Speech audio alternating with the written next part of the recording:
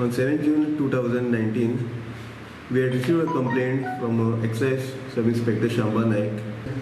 Through the reliable sources and from our intelligence, we have detected the case by arresting 7 accused persons, 1 accused person from Mollem and 6 accused persons from the Usgaon, who were nabbed within 8 hours from Usgaon.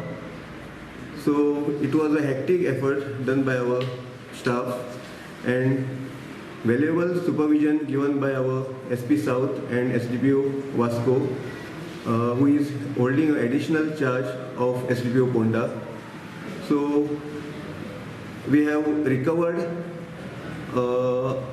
liquor cases worth around 1,63,000. Around how many persons? We have arrested 7 persons.